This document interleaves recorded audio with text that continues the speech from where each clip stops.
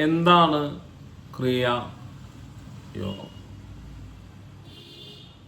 എന്നുള്ളതാണ് ഇന്നത്തെ ചെറിയ വീഡിയോ. എന്താണ് ക്രിയാ യോഗം?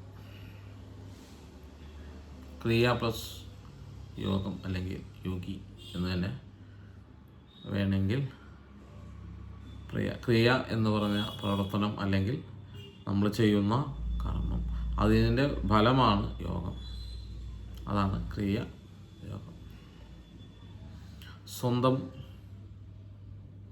ആത്മാവിനെ പരമാത്മാവിലേക്ക് എത്തിക്കുന്നതിൻ്റെ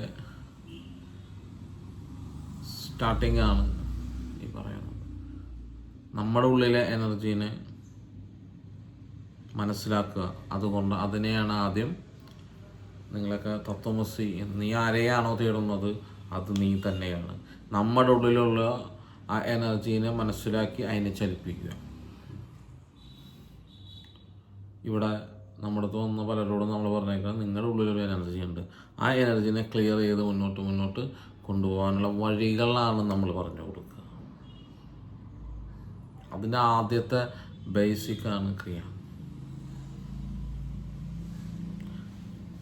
അപ്പോൾ പലരും ചോദിച്ചൊരു ചോദ്യമാണ് ക്രിയായോഗം എന്താണ്. അപ്പോൾ അതിലേക്ക് കടക്കുന്നതിന് മുമ്പ്, ക്രിയ എന്ന് പറയുന്നത് കർമ്മമാണ്. എന്ത് കർമ്മം? അപ്പോൾ ധ്യാനം, ബോധം, മനസ്സ്,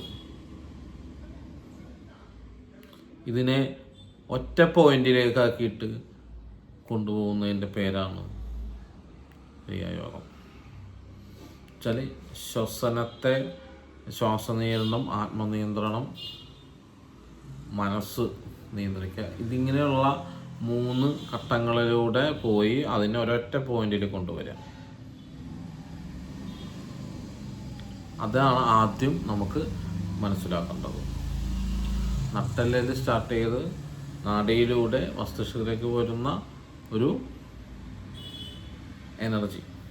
എന്തെനർജി? നമ്മുടെ ശരീരത്തിൽ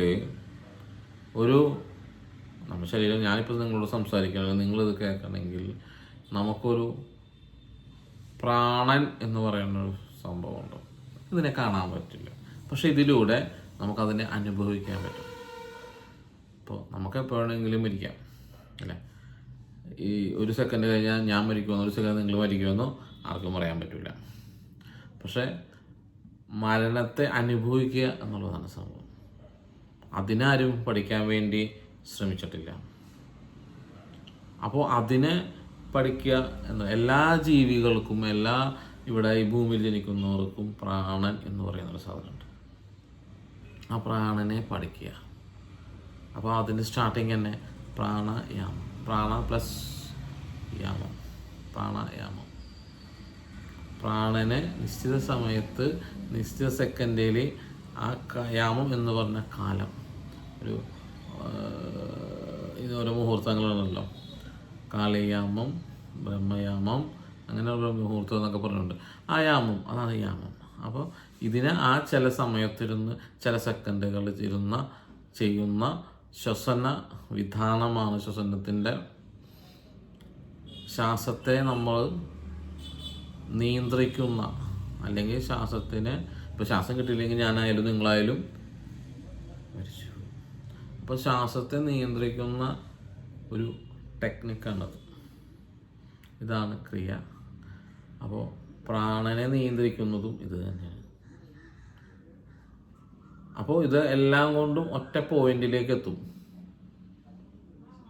ഈ ഒരു ഒറ്റ പോയിന്റിലേക്ക് എത്തിയിട്ടാണ് നമുക്കതിനെ എങ്ങനെ എത്താമെന്നുള്ളതൊക്കെ നമുക്ക് അടുത്ത വീഡിയോ. ഇപ്പോൾ ഈ പ്രാവശ്യം എന്താണ് ക്രിയായോഗം എന്താണെന്ന് മാത്രമേ ഇതിൽ പറഞ്ഞുള്ളൂ. ഇതാണ് സംഭവം. ഇതിനെ നമ്മൾ ഡെവലപ്പ് ചെയ്ത് മുകളിലോട്ട് കൊണ്ടുവരാം. നമ്മൾ 7 ചക്രങ്ങളെ ആക്റ്റീവാക്കി പോവുക. എങ്ങനെ കൊണ്ടുപോകാമെന്നുള്ളതും എങ്ങനെ ഇതിലേക്ക് കടക്കാമെന്നുള്ളതും അടുത്ത ഉള്ള വീഡിയോസിലൂടെ പറയാം. എല്ലാവർക്കും നന്ദി, നമസ്കാരം.